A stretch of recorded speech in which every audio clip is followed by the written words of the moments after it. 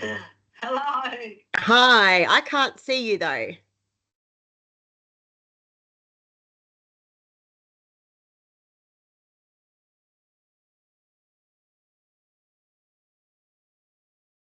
You're muted.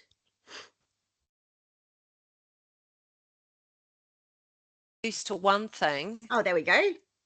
I can't see you though. Have you got your camera on at the top there? Oh, there Yeah. you are. Ah, Fabulous. Look at us go. good on you. Let me just pause this. Let's see if we can. That's okay. I can. Actually, can you mute my background or do I have to do it? You have to do it. So if you hit more at the top, More. Yep. and Oh, then video hit. effects and settings. Yeah. Ah, oh, I might do a nice background. Oh, this is much better than Zoom. I know. It like once you get used to it, you love it. It's one of those Oh my things. goodness, it's heaps better. Go with that one. I like that one. Because Okay. we switched over in COVID when, Oh, isn't that oh, nice? gorgeous. Isn't Gorgeous. it? Actually, I might change mine because I'm sitting in my bedroom and you can probably see that I'm sitting in my bedroom. No, I can't because it's all blurred. Um, oh, okay. Well, maybe we are okay then. Video mute. Um, Well, haven't we done well to get to this point? It's been quite a I think journey. so. There we go. No, maybe not. Very nice. There we go. Oh, Done. yes. Okay. So, how many have we got? Well, I don't know that we're going to, even if we don't have many, I'm not going to worry too much about it, to the point of what we'll do after today is I'll get Chloe in there. She can cut and paste Oh, a whole heap of bits and pieces. oh, And what we'll do is we'll have this as a downloadable link. yes, But to download this, they'll have to put in their email address. yes, yes, Right. So we'll see how we go. I mean, we've still got 15 minutes before we yes. start. But yeah, I was sort of talking to Chloe about it this morning and she's been doing a bit of research. Yeah. She's so marvelous at that, all of that, Yeah. compared to me. Like she I just want a flies through Chloe. it. Yeah. You need a Chloe. Everyone needs a Chloe. Yes. Yes. I She's have even got. set me up with a light in here. She's like, put your Oh, light to your left so that you get oh, the light and blah, blah, blah. And I'm like, oh my God, Chloe. that is just so good. She Yeah. just made the world's team to go to the Australian team to go to world championships for her sport aerobics last weekend. Chloe did. Yes, I'll send you a video. It is World. worlds. She's going to Czech Republic on the end of next month. Oh, that's another level. She's amazing. Wow. Yeah. So yeah, so I'm like trying to because she's going to be gone for a good few weeks. I'm like, Yes. oh, what am I going to do when she's gone? Yes. And you've got Kurt. Is Kurt gone?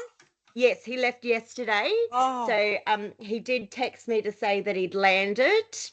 Oh, bless. And he said it was a good trip. The boys are pretty good, so that was good. Oh, he was worried about that. He was so worried about it. I kept saying to him, mate, you're fine. Like your kids are Yes. like they're such lovely boys, his kids. Oh, well, he's such a lovely person.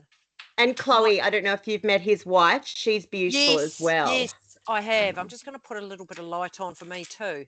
Oh, Hang on, I'm just yes. bringing up the presentation so we can see it when everyone gets in here. Oh, look, that looks great. Look at us go. Oh, well done. I won't I worry think, about can you that. see that on Yes, there? it looks really good. Did Chloe do that as well? Yes. See, everyone Oh, needs a Chloe. oh, I have got a VA in the Philippines. Oh, yeah. What's happening here? Is that me or you? What's that? My screen's gone funny. Oh dear, what's happened? Okay, no, it's good. Come back. Yep. Oh, that's fantastic. Yeah. Yeah. So she So, just put all the information that you had in there yep, and just made it so it worked that way. yep, yeah. Oh, look, that's great. Oh, Yeah. So hang on. how do we get Where rid am of I? that? there, like that. Sorry, I was Okay. just trying to So I'll stay out of it, all of that. So you'll lead the I'll way, and just I'll just I'll yeah. just keep clicking as we go through, because Yep. it should just go through each little Yes. thing, Yes. and then we can kind of, and I mean, I imagine we'll stray a little bit from this here and there as well, which I Oh, don't think is a totally. big deal at all. Because I really want to hear about your world. Yeah, well, look, I think we, between us, like, Yeah. we can talk to each of these questions. So, for Yes. example, what if we see money totally differently? Well, from your world, it's going to be Yeah. different to what it would be from my world. Yes. And so, talking about, how to actually quantify those goals and objectives Yes. so that both people are happy, and That's right. it's more a communication thing for me, Mm. is actually verbalizing. And some people don't know how to verbalize what their goals Mm. and objectives actually are. And so that's sort of a big part of what we do, is we help facilitate that process so that people walk away with a clear understanding of it. Nice. So Yes. that's sort of where I'm sort of saying, if we go through those top bits, and then we sort of go through, Yep. this is more a you question, Yes. and Yep. I mean, look, um, yeah, the honesty about money, and we get it all the time. I can Oh. honestly say I get people who often come to me and go, "Oh, well, I've got this extra money and I haven't told my husband about it," and I'm Yep. like, "Oh, okay." It's Yes. not good. As soon as you've got No. that type of Yes. Because the problem in your. trust isn't there. I It's interesting. I had a gentleman today, and they're just going through a bit of a trial separation. He wants to get back with her, but what is coming out of it for him is he's recognizing how much of the costs that he carried. He recognized the patterns of, he was always trying to make her happy. So he was paying for everything. So now he's starting to learn how to put boundaries in place, and he's actually recognizing this, and he's pulling back, and he's sort of putting some strong boundaries in place that he wants more at 60-40 split, which Mm. he's happy with. But she's not coming to the plate. She's not coming up to that 40 because she is so used to him paying for absolutely everything. Which And is so hard. yes, It yes, actually feels like, it feels, and it doesn't have a sense of equality when that happens. yes, yes. So it's just, but it's really good for him to start recognizing and working out what he wants, and he wants a healthy relationship. And he now knows, because my job is to help people recognize that it's not your job to make your partner happy, and stop getting caught up in that. And it's often around the money, particularly for men. And you know what? There is also, like, when people do separate, and this is something that becomes a really interesting discussion, is that um, there is like this pretense there that when people do actually separate, that the woman's going to take more. Mm, And that causes a lot of angst going into that process of dividing up assets, because it, for a long time there, I suppose, typically the woman would have the kids more, and yep. therefore takes a larger split of the assets. Is Mm, is generally what happened for a very long time there. And I think that that's a really unhealthy attitude to go into it with, because a lot of men then get really, really aggressive about that split of assets, yep. because they think that they're going to get taken for a ride before it even begins. Mm, And I think that's like a really, it's a really scary place for them. And very. I, Yep. I totally agree that it would not be a comfortable um, place for them to be living, really. Like, Oh that's yeah. it's Yeah. really hard. Oh, So, some of I definitely have seen over the years it has got a bit better, mm, particularly with parenting, the 50-50 parenting now. But yes. early on, I think for some men they would get a bit of a raw deal. It was And pretty I rough. still think, to this day, that a lot of people know how to work the system, Yeah. I so right? disagree with it. Yeah. And let's face it, in every marriage, it's not going to be, there's not an equal life skills or equal Mm, education around these things also. no. Yep. So therefore, one partner tends to go in a little bit as the underdog, Mm, purely because that's just, it comes down to what their experience has been, who they're getting their yep. information from. And that's sort of a big one as well, is like, not walking into marriage or into money situations with a preconceived idea behind Yeah. it. Yeah. Um, and I often say that as a financial advisor, you walk into a situation, and if you've got a preconceived ideal of what it's supposed to look like, and then you don't look like that, what actually does that mean to you? Mm, Is that already causing you to feel defeat before you've even begun? mm, That's a big thing. I always say to people, well, you don't have to worry about what next door neighbor's doing or what your best friend up the road's doing, because their situation's never going to be exactly the same as yours. that's it. So you cannot expect that would be, that's going to be the option. Yeah. It's Yeah. very yeah. Yeah, it's Anyway. so interesting, isn't it? Like, it'd be fascinating being a financial advisor, because I've really just started to wake up. I've not had an interest in building wealth. Well, I do now, and Yes. it's yeah, it's be fascinating what you do and watching the dynamics that go on, because I think money is right up there with intimacy and sex. I mean, Mm, they're the two things that bring people into my room. It's yes. either the money or not enough sex often, is the case, because the intimacy's broken down. Yeah, Yeah. look, I mean, I tell people all the time, money's not real.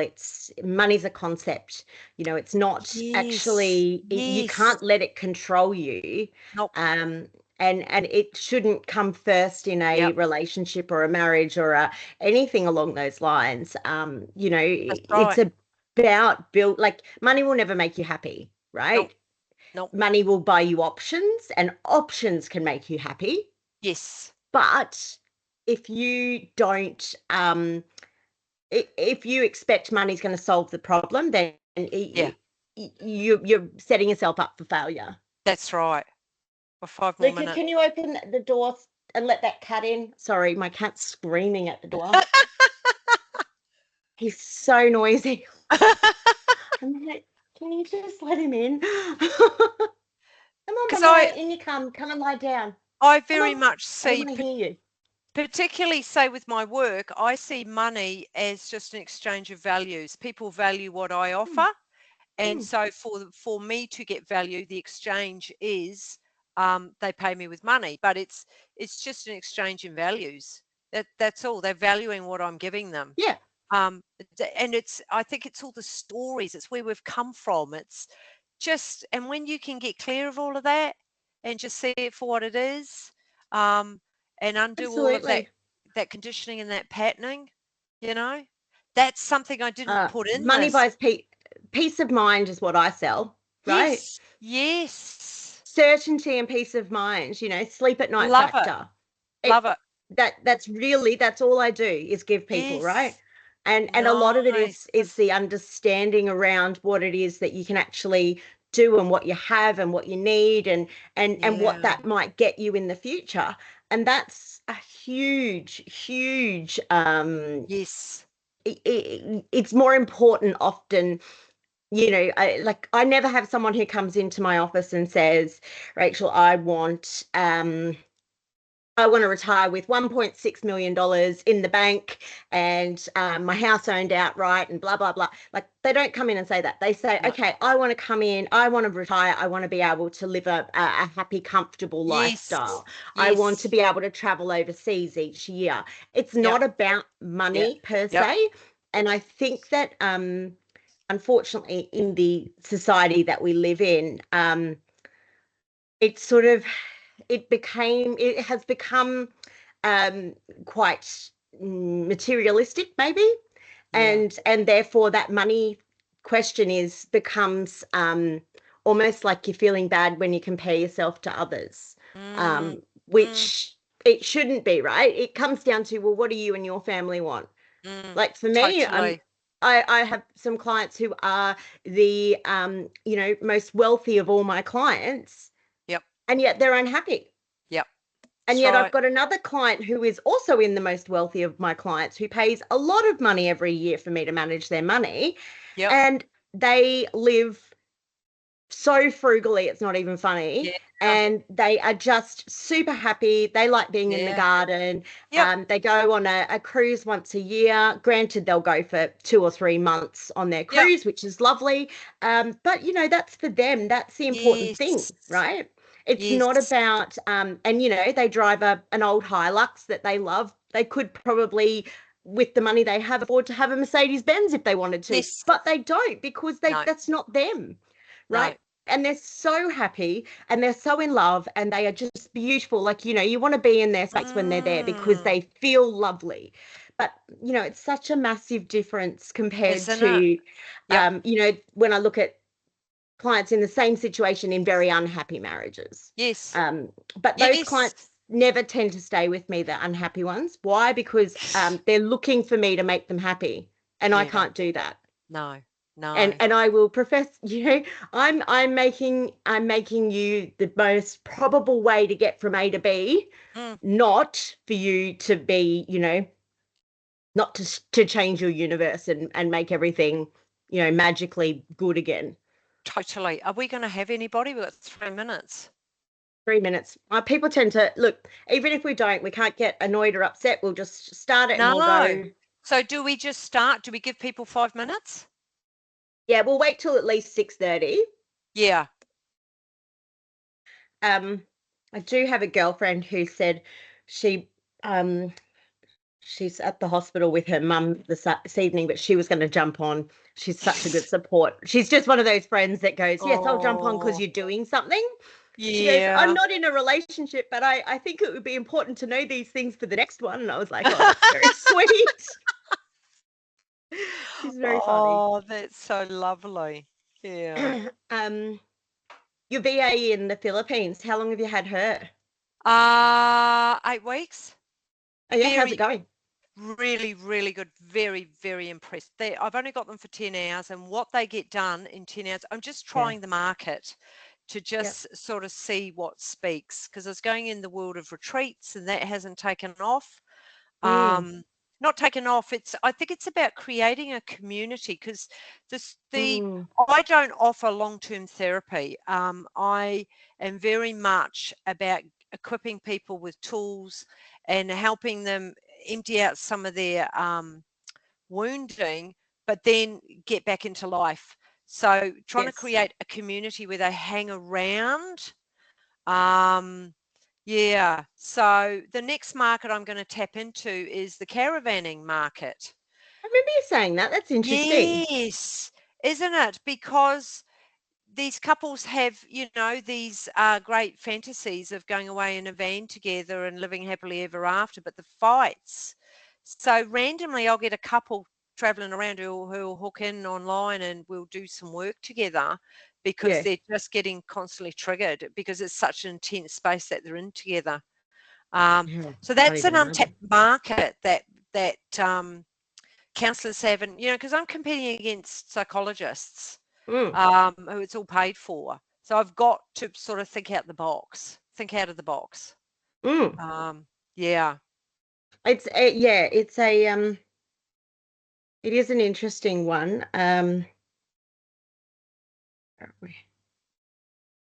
Oh, that's my note taker. We will just deny him in. Oh, we can admit him in. It doesn't really matter. Um, I suppose you're going to have to record this in a minute, aren't you? yeah, I've actually already hit record, but Okay. we might just get going and then I'll just admit anyone as they're coming in. Okay. So do you want to, like, if we call it from like now and Yep. then you can do the introduction, we can start and I can top the beginning off. And then you also introduce yourself. Yeah, All right. So I'll introduce me, money and yep, marriage. And okay. So we're beginning from now. perfect. Okay. Lovely. Welcome everybody who's listening to Money and Marriage. Mastery. My name's Helen Harrison. My business is Power of Change Counselling and Coaching. I've been in business in Redland City now for 17 years. I work predominantly with couples who also then can sometimes go on and do some individual work. And I also offer transformational coaching. And the reason I've teamed up with Rachel is I think there's a distinct correlation between money and marriage, because the two primary things that come in my door is the breakdown of intimacy and the relationship with that, and also money. So it's extremely painful when a couple are in that place. And so I think tonight is really important for us to sort of flush this out, open this up. And my hope is that you will take away some nuggets of gold that you will start utilizing in your relationship. And yeah, I hope we really give you value. So I'm going to hand it over to you, Rachel. And So, welcome everyone. My name is Rachel Uwe. I am from Your Wealth Consultants. We are a financial planner over in Wynnum, and I work largely with small business owners, and quite often, like yourselves, potentially are married, or working. One's working in the office and the other one's working on the business, and different things like that. And Helen and I got to talking about the concept that these are very, very highly linked, and so therefore we sort of came about with this idea to jump in and do a bit of a session, so that we could talk about this, and explore some of the reasons with what works and potentially what doesn't work, and also ways to move forward, so that I can learn from Helen and her expertise, and she can understand things from the financial planner world, and the expertise. So let's move forward and get started.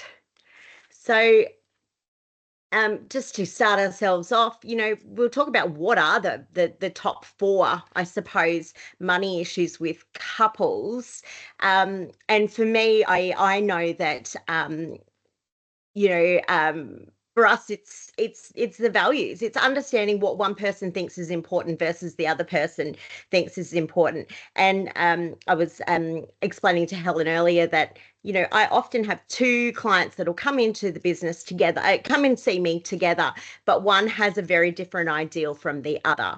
And this is something that can come down to when they were kids. We often ask, how do money conversations make you feel? Specifically because if you've had a lifetime where you're in a family where they don't talk about money, then chances are you're probably going to have some reservation about talking about money. Whereas, the other person might have come from a family which were quite openly talking about money, and therefore the conversations come easier.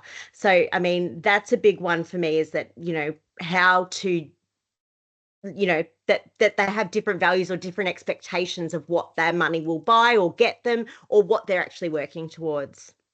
yeah, totally agree with that, because sometimes I experience in sessions, I may have one of the partners who money for them is experiences, so going on holidays and really enjoying life, where the other partner, and this is really common, the other partner, it's all about security, so really Mm, watching the dollars, and going on a much smaller holiday, if a holiday at all, because we've got one mm, who's got security and one who's got experiences.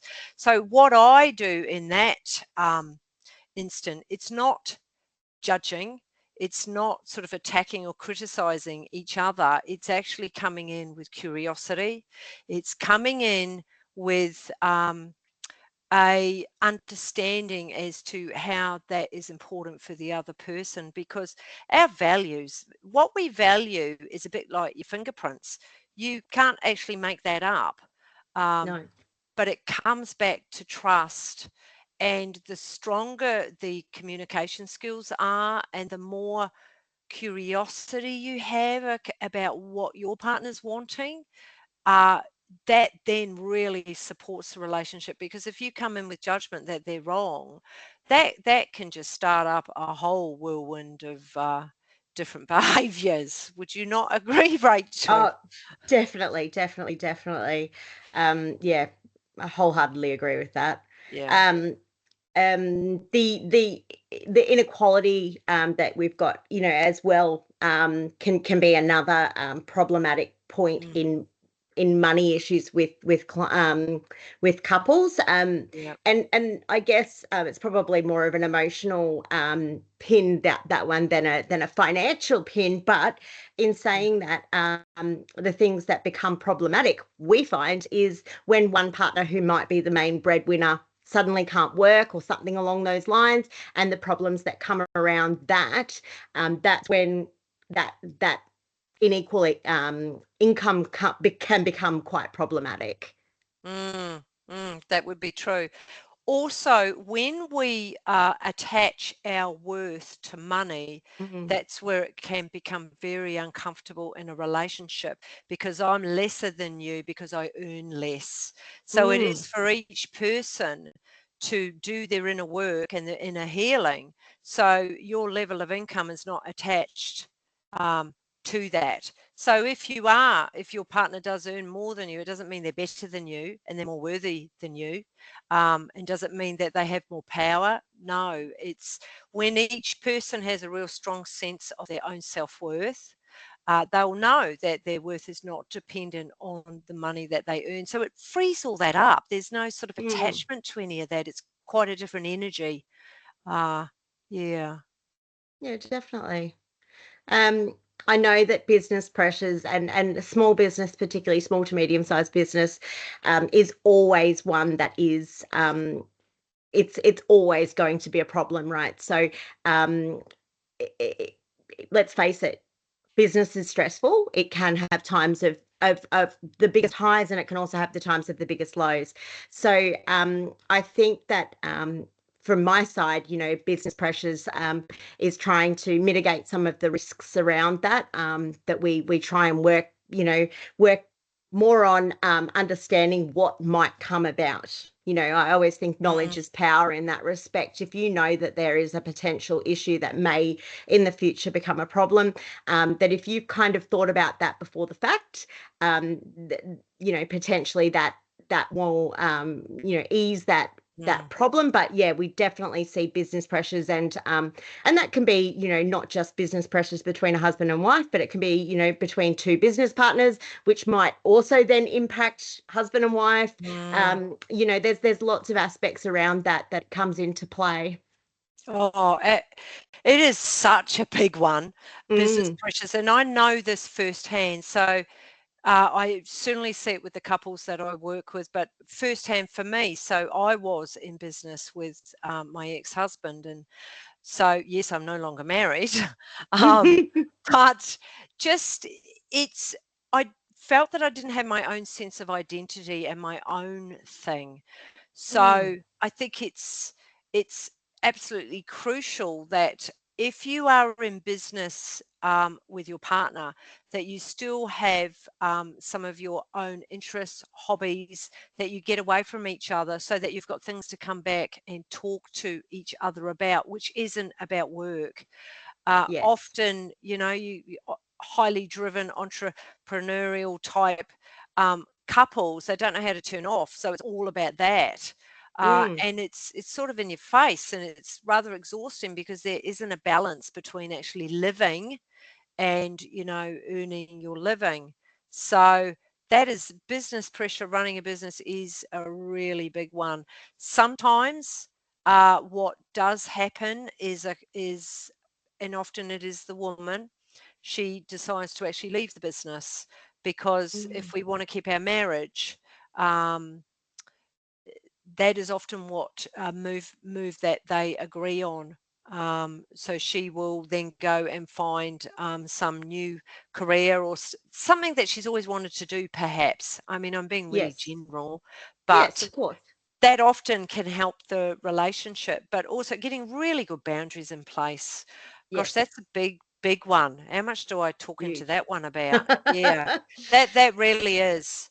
Yes. Um, mm, The other one that, I find is a big one is, is financial wounds, past financial wounds, that is something, we're Yep. all shaped by our experiences. And quite often, um, if you've had bad experiences in the past, let's say a previous relationship or in your childhood or something along those lines, then chances are that shapes how you approach things today.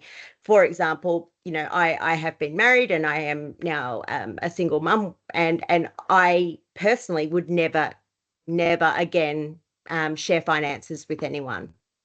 And it's Mm, funny because I might, that might have been the one in a million that couldn't work, but yet it was so hard for me in that split time that I just wouldn't do it again. I'd mm, take that out of the equation in my world, mm, but that's my mm, choice, mm, and so those types of things will shape you and make sure that you well, it'll influence how you actually approach situations, not just mm, how you approach them, but also how you value the outcome of them. So, mm.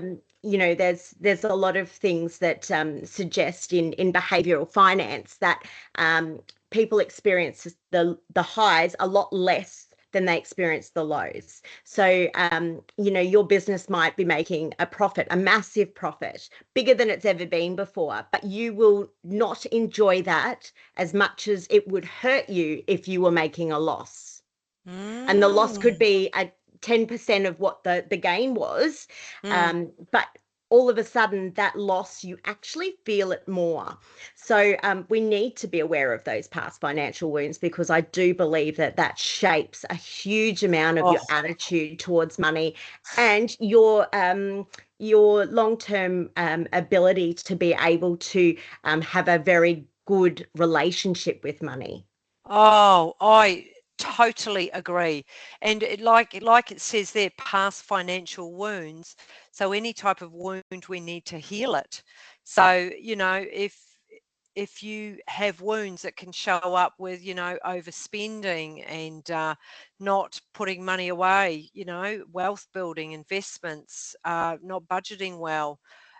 Something interesting the other day, I got three adult sons, and I had past financial wounds, which I've healed now.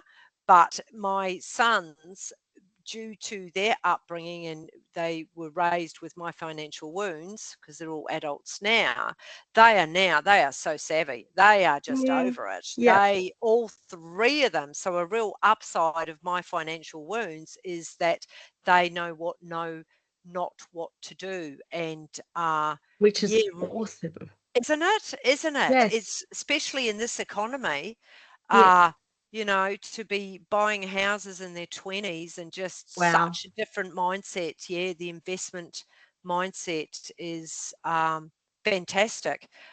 So if any of you are listening to this and you've got financial wounds, um, heal them.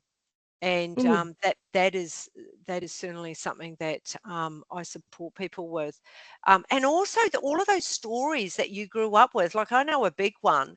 I'm from a large family, and my mum would say to us, I remember very clearly, uh, if anybody has got large amounts of money, or, i.e., big house and everything that shows for that, they've got that through drugs.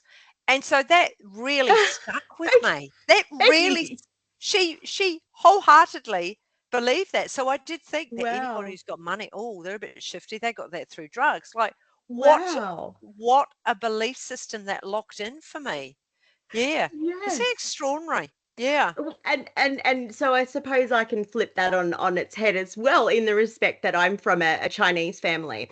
So Chinese families have different values around money, and I really love the fact it's so open.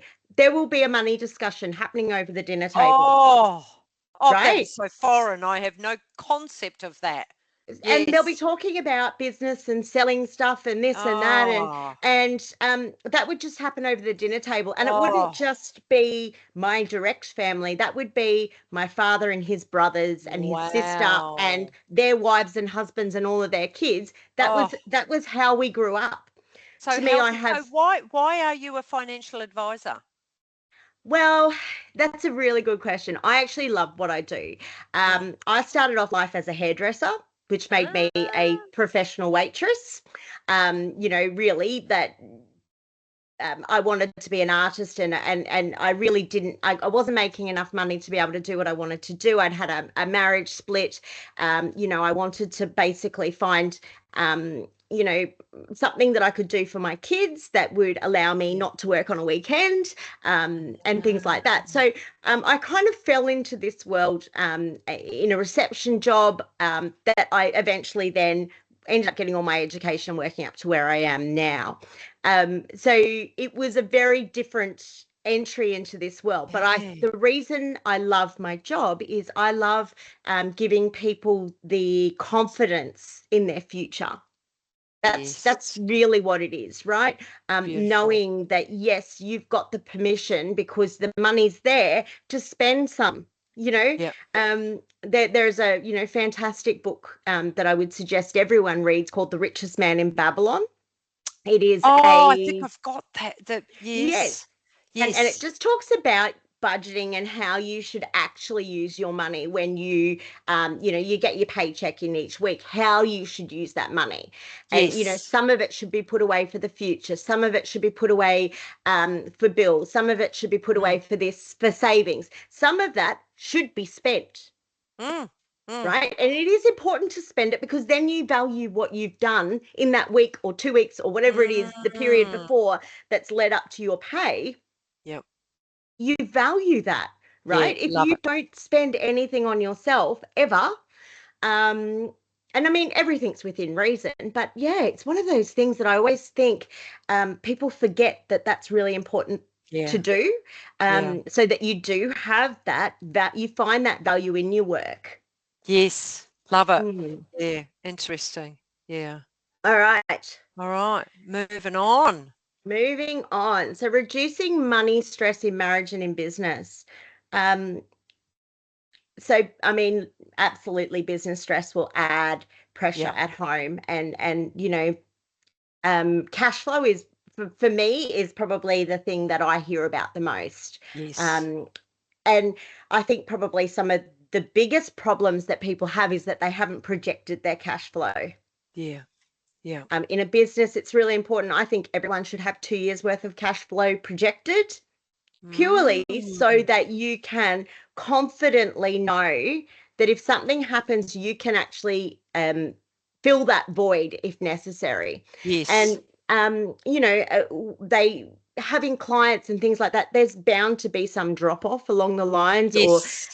someone can't pay their bill, or something happens. There's that those things are going to happen. So you want to make sure that you have adequate plans in place. And I think by knowing your cash flow, you can see straight away what that impact is going to have Mm. on you and your business, which Mm. essentially means you and your home.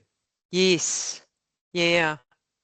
That's probably not my department, that area, but the next one, the stress triggers, the Yes. fight, flight, freeze, and money talks feel like battles. So I just want to talk into that a little bit, the fight, flight, freeze. So for a lot of us, we live in survival. So survival is when you're sort of go, go, go, do, and you're very much in a survival way of living. So you're quite hyper vigilant. So what comes with that can be anxiety, stress, depression, Mm, relationship issues, addiction. But more than that is that we can get triggered very easily. So when we get triggered, that we go to either the fight, so we can get angry, the flight, well, I'm out of here, or the freeze where you totally shut down. And there's also the fawn, which is the people pleaser, where, I often see that a lot with men. They are people pleasers. Yes, dear. Um, just because they've got a belief that they want to make their partner happy. So understanding your stress triggers, particularly around money, why did you spend that? mm, What are you spending that on? What all that comes with that. And you know what? Triggers are your responsibility. It's not for your partner to do differently. It is for you to actually recognize, okay, I've been triggered. And this is a lot of the work that I do, is teach people how to become aware of what's actually going on in their body and to recognize that trigger, but then help them. We've got to heal that. And sometimes we do have to go back to childhood. That's where psychotherapy is really helpful. But then also giving them tools and also quality questions to ask themselves, to regulate themselves, to bring themselves back into calm. Huge topic. I could spend this Massive. whole time on that, but particularly Yeah. around money, that is a hot topic. But it's not for your partner to do differently. It's for you to heal that. So I know I've spent decades on healing my triggers. So I know if I get triggered, or another way a trigger is a charge, when you get really, or you Yeah. just feel this strong reaction in your body. Well, that's for me now. I actually am okay if that happens, because, oh, okay, what's going on for me, and bringing it is the quality of questions. But I coach people to be able to, I call it, attend to themselves, so that if you have got discussions that need to happen around money, I often hear people not doing budgets or even be able to talk about money because the Yeah. triggers, they just can't. Yeah. Whereas from our side, I think it's actually, doing things like budgets and cash flows and things like that. I think Yeah. it's actually a big tool in the respect that power is not knowledge is power, right? So if you understand the Yes. situation a little bit better, and sometimes that uncomfortable conversation can lead to a lot of comfort later. Yeah. Um, by purely having those discussions, and being able to have the understanding of where you actually sit, Yes. versus kind of the point and hope, which a lot of people Yes. do, and then expect that their partner's going to be able to also do the same and feel comfortable with that. It's just a different, Yeah. you have to work out, I suppose, um, how your partner communicates in that respect so that you can respect them. Yes.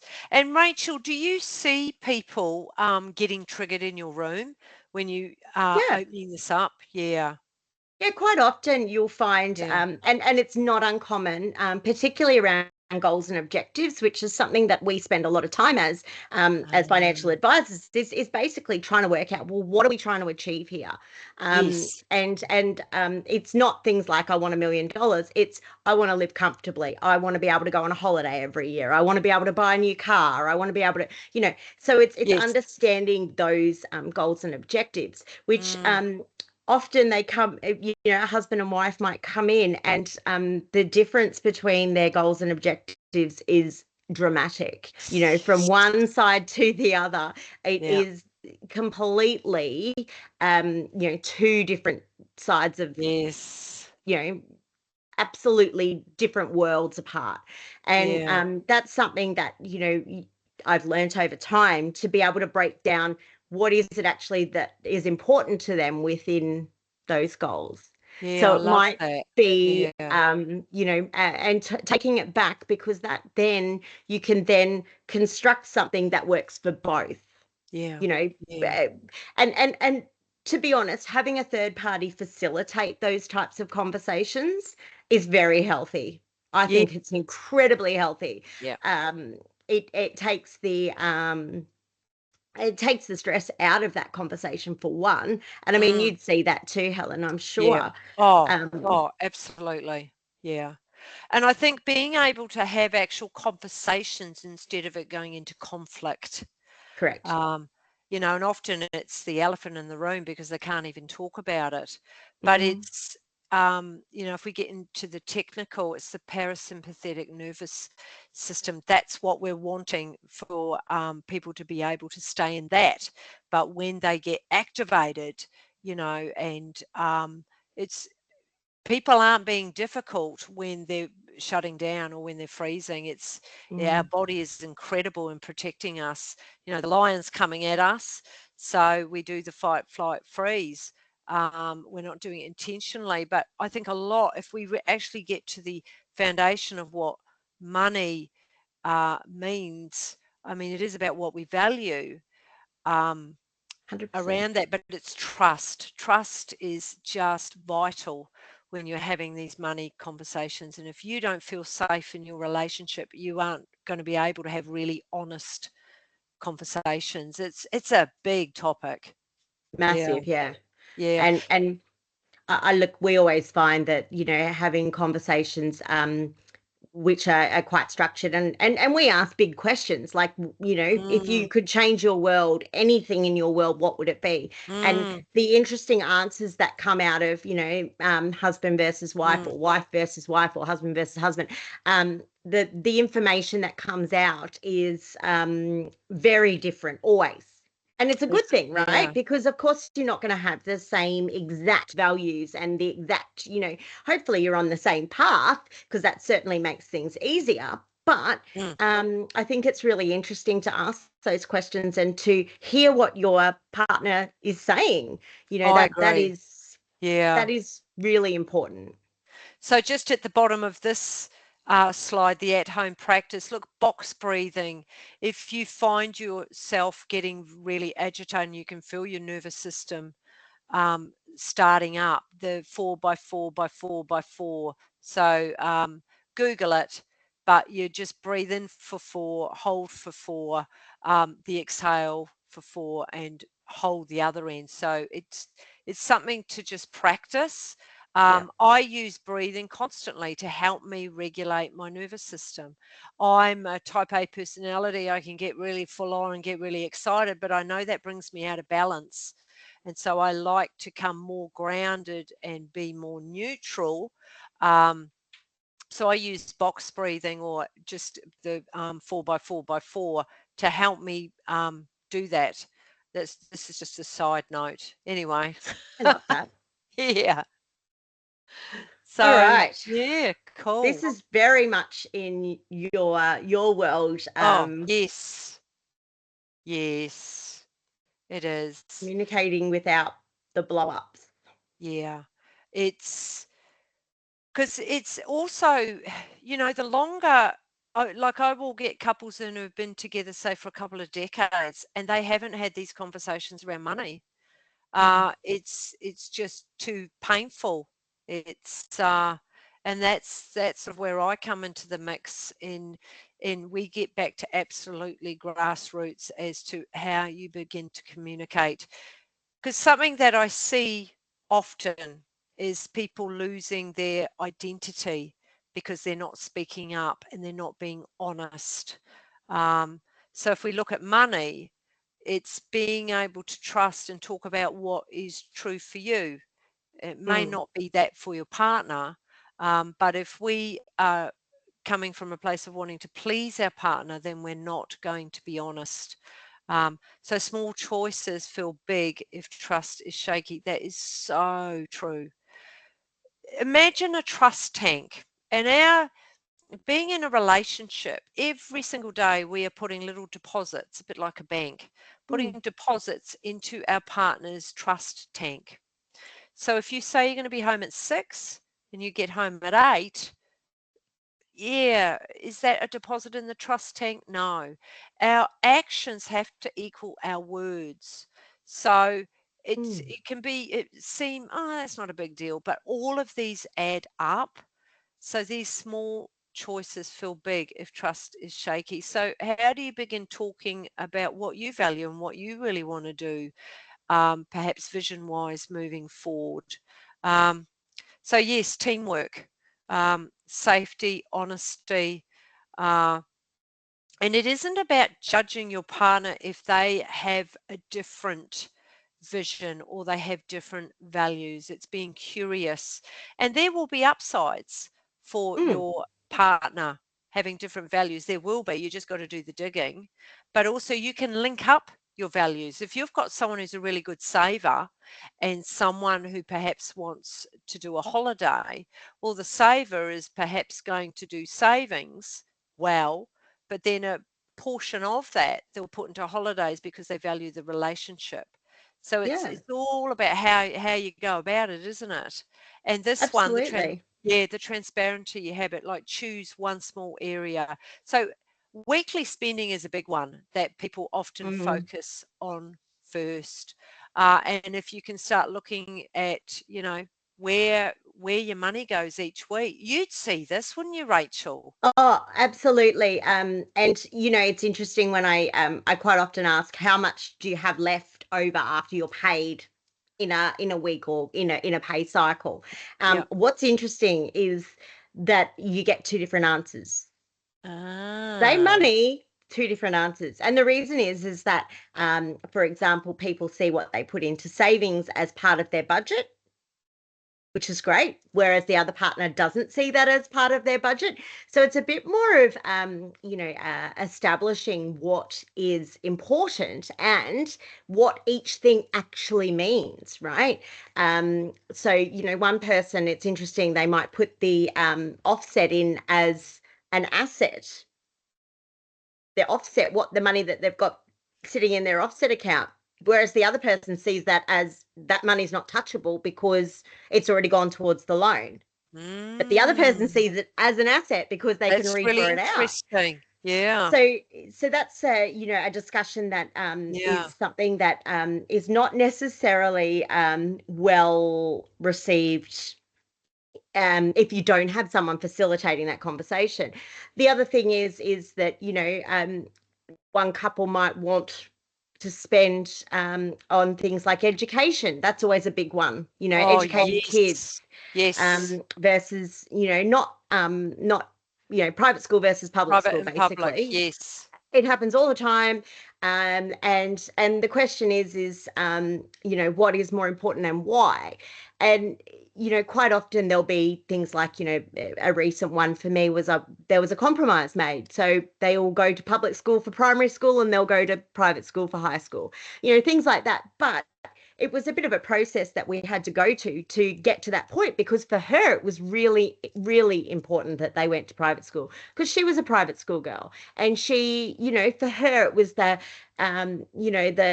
legacies that happened through that. It wasn't about the actual education, it was about the community for her. Yes. Right. Whereas Yeah. for him, he went to public school and he doesn't have anything to do with his mates from there. He met his mates after school. And so for him, that is not necessarily a big deal, but he doesn't understand the community that she is wanting. So Yes. it's a very interesting way, like, I think the big thing is open and honest. And I always say to people when they come into us is that it's a vault, but it's a place with no judgment. Mm. You can say what you want here in a space with a financial advisor around your money. You can tell me that it worries you, and no one's going to judge you for it, Mm. because we want to know what worries you and we want to take those worries away. So I guess having that honesty around it, but also having that safe environment, I suppose, to have these types of discussions. Um, Yes. and I also think, and I'll be interested to know what your thoughts are on this, Helen. Timing of these discussions is also, I think, Oh, really important. that is such a good point. When you're bringing it up 9:30, 10 o'clock at night, Mm, yeah, timing is out. So something that I've seen over the years, and couples are so creative with what they come up with. yeah. But the ones that do this well, they they have like 7 o'clock on a Thursday evening, and it's the check-in, i.e., about the money, often money and intimacy, um, and it's so if anything's come up, they know to keep it for that Thursday evening at 7 p.m. Um, that works. But Yes. then there's others who do sort of little check-ins each day, but not at the times, that aren't going to work so late in the evening. But where it can come unstuck a little bit is if you've got a couple with a different rhythm. So if you've one partner likes to get up really early and the other partner is a bit of a night owl, that's actually quite a big issue in a relationship, because Mm. there isn't really a meeting time. Uh, because there isn't. You've got one going to bed early and one going to bed late, so you're not really connecting. So that is an interesting one, and sometimes they meet in the middle. They'll both adjust Yeah, to find that time. and I often say to those who are, well, it was always a rule in my house growing up that there was no business to, like, if, I was in business with my mum at one point, my brother was in business with my Ah, dad, and the deal was you could talk about money, you could talk about whatever, but there was no business discussions to happen over the dinner table. yeah, well, haven't you had a foundation with Oh how yes, you have I raised, must haven't admit you? my parents have done it. They were very, Yes. set some really good boundaries for us growing up, and Yes. and I talk to my kids always about money, That is and that's just so good. open and Yeah. honest. Yeah, I If love it. yeah, but it isn't the norm, and I am very aware of No, that. it isn't the norm. You're right. Mm, Yeah. I'd like to ask you more questions about that, but we better keep moving. let's keep going. Um, what's your at-home practice in this one? Oh, okay. Let me make my screen a bit bigger. I've got many. Okay. So, yes, so the weekly, I think going back to what I was saying, so that at home practice is just picking something that you are going to really target, because we have such busy lives. So Mm, it's trying to simplify it and picking something. It could be you're going to watch the how much you spend on your groceries, um, and I suppose for me, I changed that. It would be creating space and time to have a check-in. yeah, Um, good. yeah, keep it simple. I'd rewrite that now that time's gone on since that was written. Um, I think a check-in is crucial, and it doesn't have to be long, but make it consistent where you officially.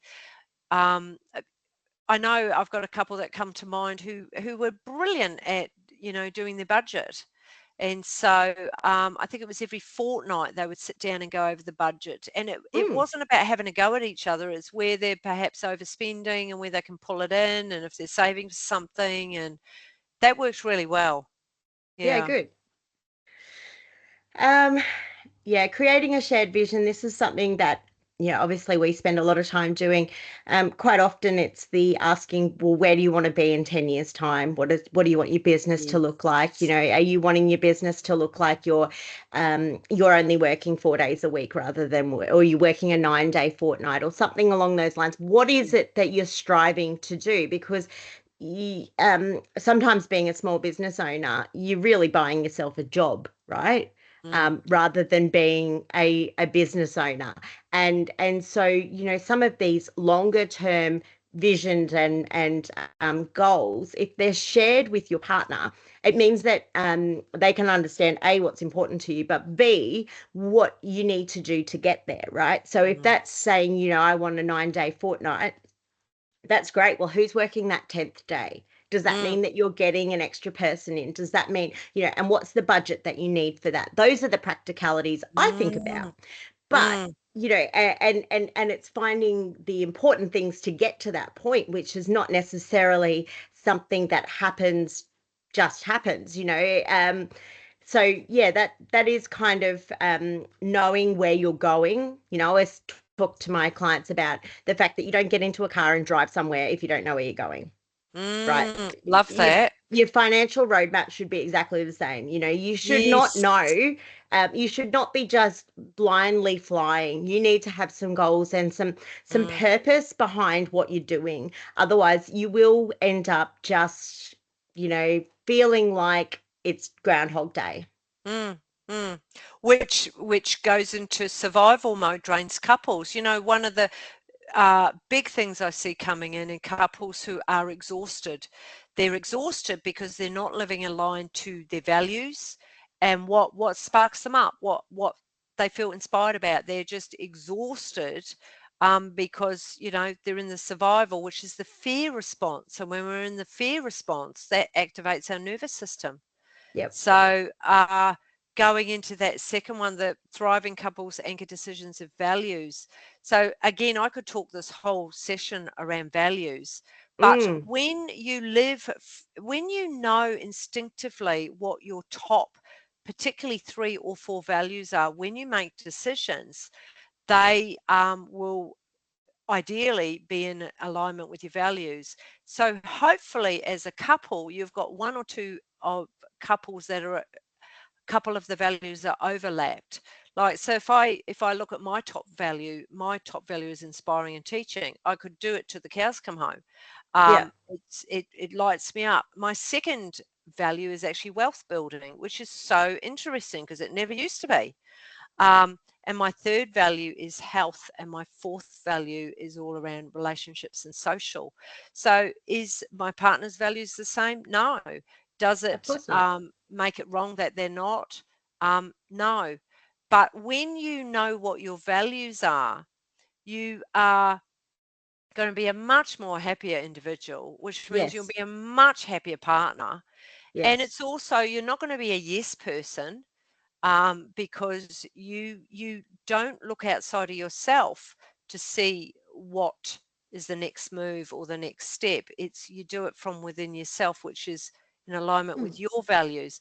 Where I see it come undone is when couples have very different values, and they don't respect each other's values, and then it becomes a bit of a boxing match, Mm. because you're wanting, I suppose, if I really laser into what I'm saying, is when we have an expectation that our partner should have a value similar to us, you're absolutely dreaming and you're living in a fantasy land.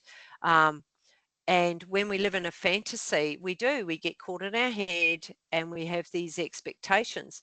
So coming back to this, I'm so glad we've got this because it keeps me on point. Thriving couples anchor decisions in values. And it's being able to have these really open, honest conversations around what your values are. So I think what I'm trying to say is each person of the couple needs to know what your values are. What do you I agree. value? Yeah. And when you know what it is, you'll really be exhausted because it'll light you up. I mean, I could continue to talk about this subject till 12 o'clock tonight because I'm inspired by it. It's my top Mm. value. Mm. And you'd be the same, Rachel, I would think. Absolutely. And like I love this, writing down your top three values. I think that's really, really important. Um, our one of the big ones that I see is safety comes in for a lot of people, particularly who are getting to that point where they might be getting Mm. closer to retirement. They want some safety. And I Yes. 100% agree with that. But what one person's safety is versus another person's safety is very different.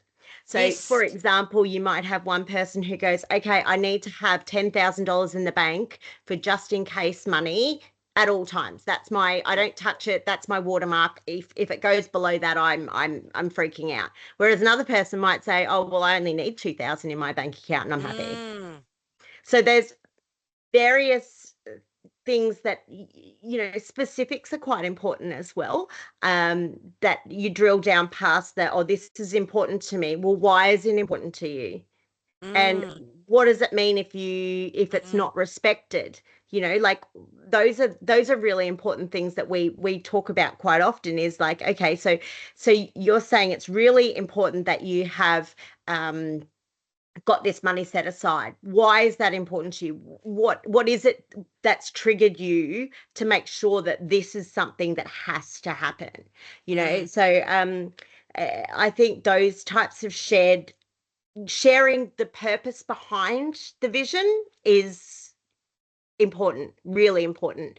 Mm. To be able to move forward and to get your partner to align to the vision with you, or for the two of you to Yes. work together. Yes. You need Yeah.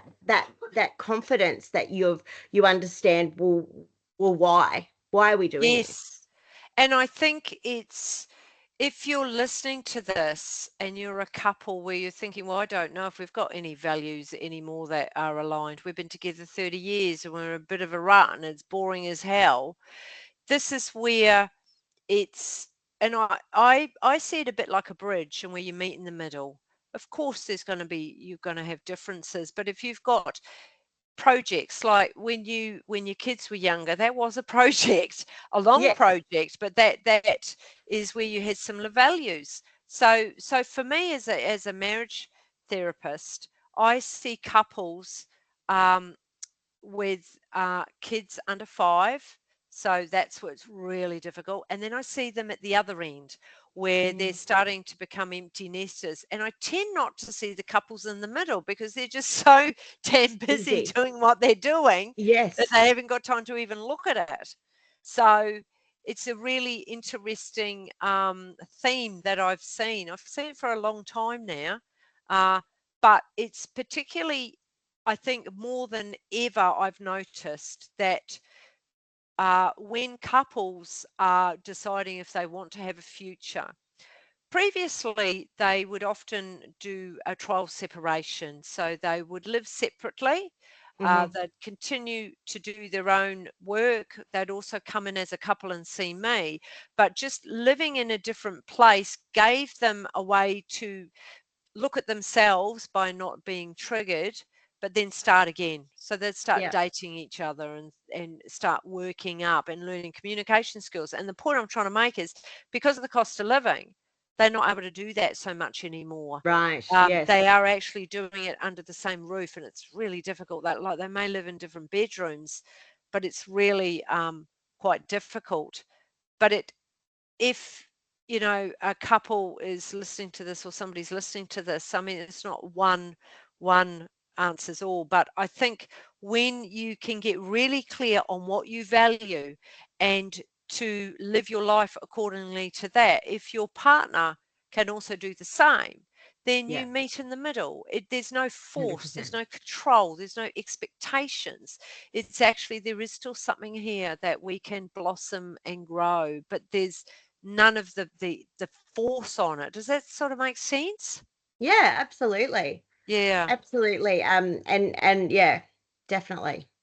Mm, mm. So if we move on to our top 5 questions that couples ask, and this Yes. is this is really interesting because when Helen and I were sort of talking about these things, some of them like are applicable to both sides, which Yes. is funny given that we're in quite different fields. Yes. But the discussion that actually came about with all of this is that basically we both kind of run into each other's territory here Yeah. and there, Yeah. because money is a huge connector with intimacy and things like that, that Yeah. makes people feel value, gives them worth. It can be the make or break, really, of a lot of Mm, relationships. mm, And mm, I think that these questions that kind of have come up are really interesting ones. mm, mm. So, why do we fight about Yeah. money? This is Well, yeah. probably Well, more you than me. yeah, I think it's three big things: safety, power, and values. So safety, what you were talking about earlier is, how much do we have? I've got an emergency fund, Mm, and it will never go below the point I've got, mm, particularly being in business for myself. mm. Um, so, but if we're not feeling safe, in relation to this, again, we can get triggered, the fight, flight, freeze. And depending on your childhood and where that came from, if you didn't grow up with money and you sort of, it's a huge thing.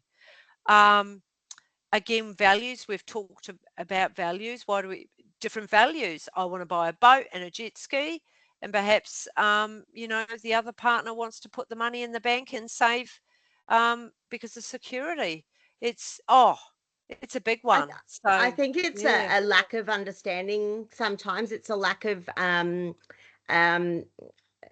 like you don't understand necessarily each other's wants and needs, Yes. Yes. um, as an important one as to why people get upset when they feel attacked, Yes. and quite often they might feel attacked if they're not heard. That's Mm. my opinion from, obviously you're the one with communication, Helen, who, that's your forte. You are Um, so right, though. That's but right. I just feel like, and quite often, and this is always really interesting, as we go into a meeting and there'll be a dominant and a not so Yes, dominant there will be. person. Yes, And I always make sure that the non-dominant person has their time to talk. Um, yes. Purely because potentially in the daily they don't necessarily Mm, voice their opinions as much, because the other person is probably just more dominant or doesn't hear them as well. And those are the things that, I think can resolve some of that worry, I suppose. totally. And it's, learning how to do active listening. Like really Yes. listen to your partner. And like you say, if you've got one who's more dominant or more extroverted, they're often Yes. not as good perhaps as listening. But I think a big thing, why do we fight about money? For some people, money can be power and being Mm. in control. And yeah, and if they're feeling unsafe and not feeling in control, um, then that can trigger you. Yeah. So it's And I it's a mean, big one.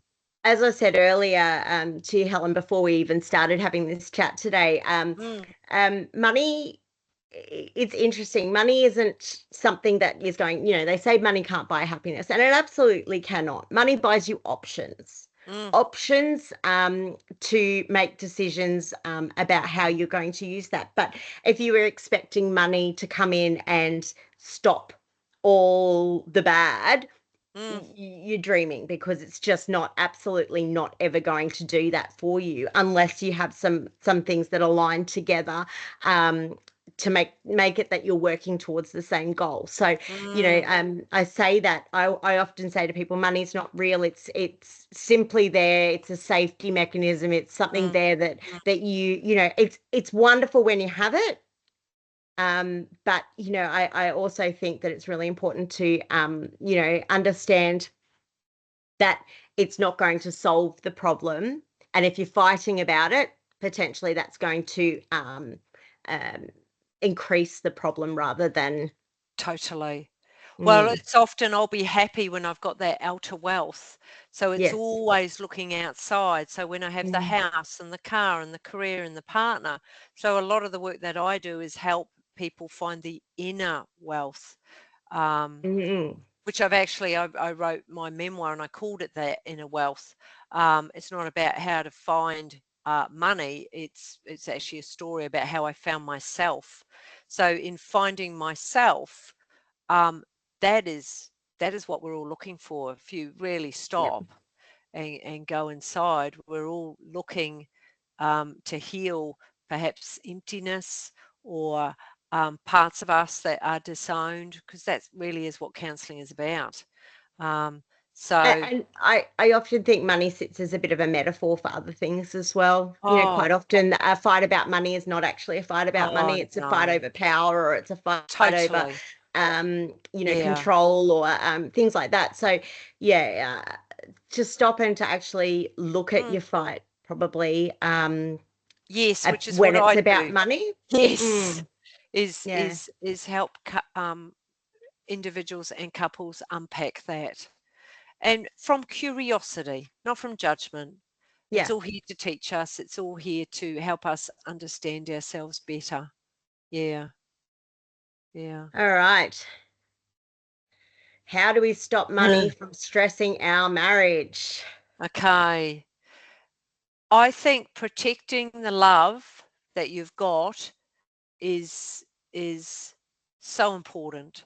And so being really self-aware of how you behave if things start to get a bit inflamed, to be able to stop yourself if you're becoming angry, learn how to take time out, learn how Mm, to unpack it later. Um, and what have I got here? Being able to understand if you are cycling. I see a lot of burnout. A lot of burnout mm, comes into my room because it's that constant push, because people are, yeah, stressed about money. But if we can start to unravel the doing and the pushing and learn how to come more from being, Mm, it doesn't mean you stop, but it just helps you, because your inner world is more important than anything. When absolutely. you are able to, what's the word I'm looking for? When you are able to nurture your inner world, you then will attract in more of what you are looking for. So perhaps if you're in business for yourself, you will attract in clients who are wanting your services, your Mm, ideal client, your higher mm. paying client. You're not coming from the push and the burnout and the stress and the doing.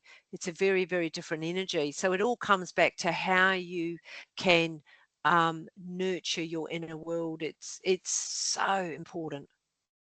And Yeah. I think from my side, how to reduce some of that stress is about having a plan. Yes. I think having some clear understandings of what your boundaries are with Yeah. money Beautiful. can So be strategic planning. yeah, Yeah, absolutely. love it. Yeah. All right. So our next one then is, what if we see money totally differently? Yes. Very good. Yeah, can opposites work? You got a saver and a spender. Um, so if we do see money totally differently, it's bringing in curiosity instead of judgment. Mhm. Your way isn't necessarily right. And something that can be really helpful is to ask the upsides of being with someone who sees money very differently. Oh, I like that. Yeah. Um, and so, what are 15 upsides of? Because it's about bringing it back into balance. When we Yeah, I get love very that. polarized, yeah, we can become very negative. So when we're negative, we need to bring it more of the positive in. So okay, well, what are the upsides? Because my Yeah. partner perhaps is a saver. Well, what is the upside of that? I don't agree with it, but what is the upside of it? And so sitting in that and Mm. self-reflecting can be really helpful. And I suppose from my side, seeing money differently is not a bad thing Mm, necessarily. I actually mm, think that there's a lot of positives, like what you were saying there, Helen. mm, But one thing that I think that's important is to define, well, if you're seeing money differently, then what is it that you're trying to achieve? Because that's where it really comes down to is working out, okay, well, one person is willing to be more risky than the other. Well, there has to be some mm, compromise from both sides then, and mm. quite often you'll have the more dominant partner who is actually generally the person who is more aggressive in how they make their investments and their money Yes. decisions, and Yes. then maybe the more submissive partner being the one to be a little bit more conservative, and it's important to kind of take both of those steeds into place in conjunction with whatever their goals and objectives are, to work out, well, hang on, is it a lack of understanding? And maybe it's that the person who is more conservative, maybe they don't understand, have enough information to be able to confidently invest in a slightly higher investment or something along those lines. And that's a really Mm, interesting one. We do what we call a risk profile to find out, how people feel about things. But it's also an education process. So for me, I go, well, things like, the money in the market's going to go up and down, up and down, up and down, up and down, always. It's going to do mm, that forever. And there's going to be a drop in the market. It's not a matter of if, it's a matter of when. There will always be market downturns and things like that. So in that space, it's about educating and understanding the risks around that. So if you, for example, have more than 7 years left in that you don't need to touch your investment for 7 years, then you can actually afford to actually up the risk a little bit more because you've got time for recovery and things like that. So it's mm, about stepping into and it's completely normal, by the way, to have two people come in and be completely different risk profiles. mm, Very, very normal. And it's also, one might have just slightly more um, drive behind certain things and wanting to achieve things, whereas the other person is quite happy to take a slightly less aggressive approach and Mm, compromise on what happens in the long term. So things like that, it is really normal. It is mm. really important to listen to each other and hear each other out as to why they think that's important, but also education around that as well is something Mm. that I think is really important That's long very term. interesting. And what I'm hearing you say, often a driver and a passenger, and it doesn't Yes. make it wrong or right, but No. imagine if they were both driving and wanted to go in different directions, it wouldn't work. And well, that happens too. That happens quite often Yes. where you get Yes. someone who they're you're both, and it's quite often two people who are high energy going in and they're Yes. driving, but they might be driving parallel, but Yeah. then all of a sudden this one wants to go over there and this one wants to go over there. Yeah. How do we compromise in a way that everyone still comfortably at the other end gets to achieve their goal or their Yes. what's important to them, and what parts are non-negotiable? That's a big one Mm. for me, is what parts are non-negotiable. And quite often, you get people who are leading up to retirement and there's certain things they want: the caravan when they retire, right? No worries. That is a non-negotiable. Mm. So you might change all your other planning around that so that they've got that asset, because that's what's important to the lifestyle they want to That's what they live. value. Yeah, Yes. in retirement. Yes. And Yes. that's fine. It's about making sure that, that all of those things get considered. And Yes. a good financial planner, and there are so many good ones out there, guys. Like, this is not a cheap plug. A good Yeah. financial planner will help you establish and understand what those goals are and Yeah. be able to put them into a form that you're both comfortable with. Nice. And I would never, ever suggest going to a financial advisor without both of you. This is Yes. something that I have seen it before, and I must admit it's not ideal, and you never get the ideal outcome at the other end when Yeah. that happens. So, Mm.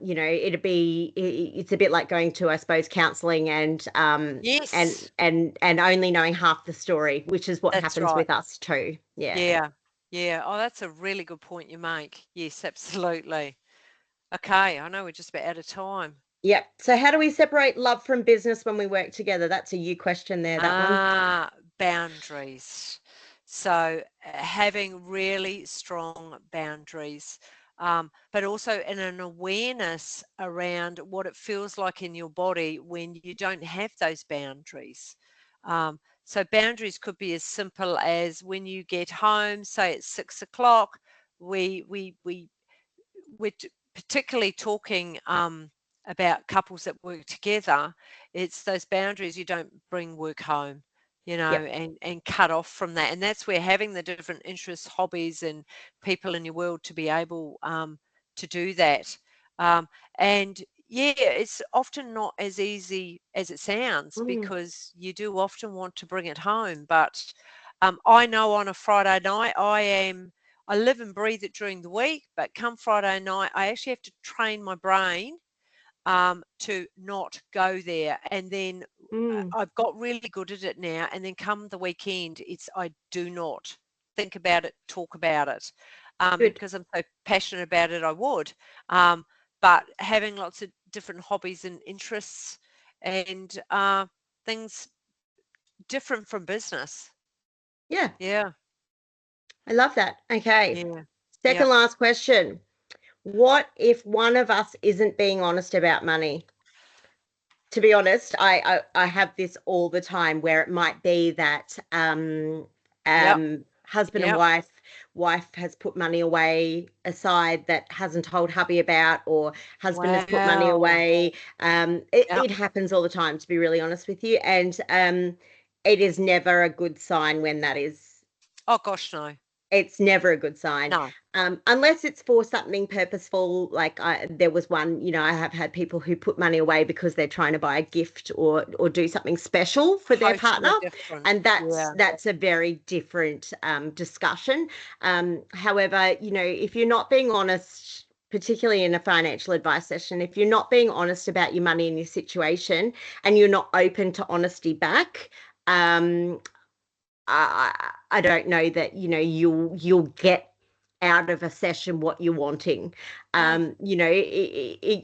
We can only deal with what we know, and it's the Yes. same with you, Helen, right? If it's not Oh, brought up, then it can be impossible to address the situation so that yeah, long term, things can move forward. But yeah, it's very important, I think, honesty with money, because totally. money's such a massive driver. um it is, if you're not being honest about money, it'll end up in a bad way. Totally. I mean, it's all about transparency, isn't it? So, I on agree. my intake, on my very first session, I explained to couples that it's full confidentiality apart from really extreme um, times, if I feel someone could harm themselves, harm somebody else, or if I'm subpoenaed by a court. But I've also add in, because I got caught quite a few times early on in my practice, where I would have one of the couple sharing that they were, in another relationship with someone else. So there was betrayal. And so Yeah. I would be holding this secret because it's not my role to share that. So now in the intake, I do say that, look, I'm going to put it straight out in the room. If there's any type of secrets and you're going to be sharing them with me, it would be with the intention that you're going to share it with your partner. Um, so, because Mm. yeah. So, what if one of us isn't being honest about, and for me, it's the relationship, um, you're wasting your time, really, coming to Mm. me, unless you actually want to get in and under why you're not being honest, and you want to explore that and understand yourself so that you can share that. Yeah, that's a really big one. Very loaded question, that one. Yeah. Very, very. Okay, closing thoughts, Helen. Oh, so if I just come from my point of view, if you're listening to this and it's sort of tapped into anything, I suppose the biggest thing that I see, which I think is very sad, is couples leave it way too long to seek support. Probably because I live and breathe this. I see it. So if I've got, a plumbing problem, or I've got something wrong with my car, I will go and seek the professionals to get it sorted. And this is how I see marriage counseling. I love If that. you if yeah, if you aren't communicating anymore, and if the intimacy, I mean, it's a really big thing. The defining difference in any relationship when it comes to your intimate relationship is the touches, it's the closeness, it's your sexual chemistry. And if that is gone, you really are flatmates in a house. So can it come back? Yes. But the longer you leave it, the harder it is to come back. So if you're listening to this and you just, as a couple, you're not as connected, I really encourage you to just book in for an initial Mm. couples therapy. If it's not with me, see somebody else. Yeah. Um, because it really can make a massive difference. I'd also encourage you to get on my website, Power of Change, and I've got 3 fantastic ebooks um, around intimacy in your marriage, oh, I've gone blank, in a wealth, and must be coming to an end, inner wealth. And the last one is just a bit of a tune up, which I know the men who have taken it on, they get a lot from it. Um, Great. so all I would say is just don't leave it, because it's not going to Yeah. go away. Yeah. And I suppose from my side, I would encourage you to step in and actually make some clear goals and objectives around your finances. I think that'll provide you with a lot of peace of mind. Um, it is really important, I think, that particularly when you're running a business and your business finances and your personal finances are going to be quite interconnected, that you have a very good understanding of how that works and what happens in the event that something happens, so that we've got some contingency plans in place. I also have I've actually got a book coming out as well in a few weeks, which is to do with things I didn't know when I started my business. So that might be, might be able to help you, with some sticky situations. There's all sorts of things in there that might help, that I have sort of gathered over the years of working with business owners. I would encourage, I welcome people to come and book a session in with us, with myself or with Kurt. We are very much a progressive financial advice firm, where we work with you closely to try and improve your financial world, but at the same time provide you with that peace of mind so that you can go to sleep at night and you're comfortable, and that you are feeling like you can actually achieve your goals, rather than it seeming like a pipe dream or a in the distance thing. So I encourage you to communicate well about money as well. I think that both of us would agree that that is really something that is very important over the long term. If you can talk about money together and feel comfortable in that conversation, then you're a lot further ahead than most, and so that would be something that I myself always encourage people to work on. And if you need a third party to help with those conversations, then I think that's there's nothing wrong with that. That is, people get worried about, coming for help. Well, coming for help means that you care. It means that you want to improve, and it means that you guys are willing to work towards something, which I think is fantastic. So I wish you Absolutely. all the very best, and Yes. thank you, Helen, for having me.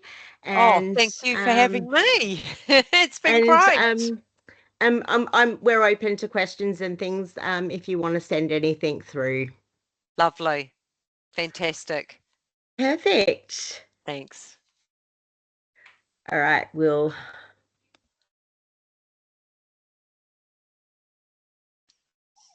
end event.